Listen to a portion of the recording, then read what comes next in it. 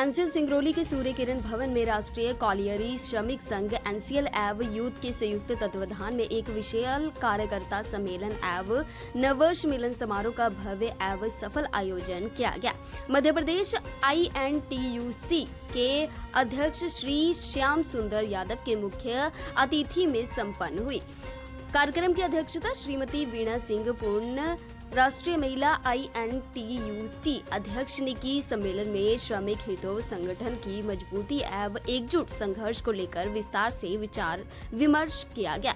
सिंगरौली से विजय शुक्ला की खास रिपोर्ट। हिंद क्षेत्र में ये जो इंडस्ट्रियल बेल्ट है सिंगरौली, यहाँ पर रोजगार की संख्या बनिस्बत दूसरी जगहों के अच्छी है और मुझे इस बात की प्रसन्नता है कि यहाँ पर अधिकतर लोग राष्ट्रीय मजदूर कांग्रेस संगठन के सदस्य हैं और हमारे साथियों के नेतृत्व में वो सब काम कर रहे हैं।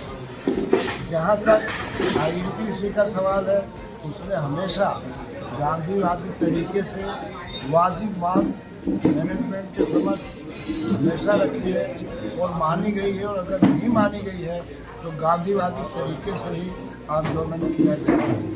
धरना, प्रदर्शन, भूख हड़ताल आदि कभी तोड़ फोड़ नहीं की है। इसलिए हम यहाँ पर इसलिए आए हैं कि आज जो कानूनों में बदल करके मजदूरों का अहित करने का प्रयास किया जा रहा है, और आप सभी जानते हैं कि अभी 21 नवंबर को जो भारत सरकार ने गजट नोटिफिकेशन किया है, उसमें उन्होंने जो 44 कानून मजदूरों के हित के लिए थे, मजदूरों के अधिकार बनाए थे, उसमें से ख़त्म करके केवल 4 कोड बना रहे लेबर के।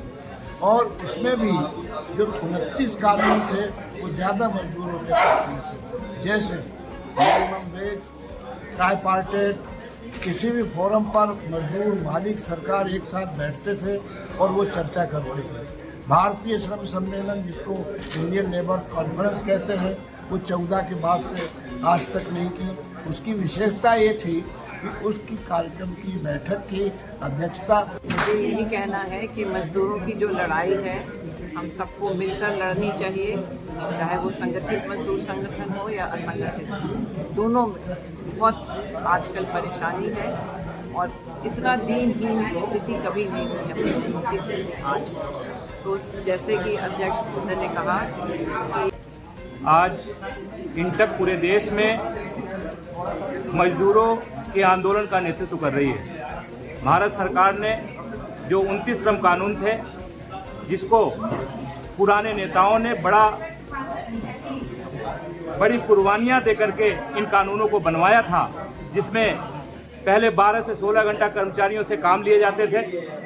पहले मजदूरों का शोषण होता था, प्राइवेट के हाथों में खदान हुआ करती थी, बड़े बड़े मुस्तैद हुआ करते थे, और एक अधिकारी और कर्मचारियों में इतनी विषमताएं थी कि इन सब को लेकर के उस समय के नेता और उस समय के जो कामगार साथियों ने एक बहुत बड़ा आंदोलन किया।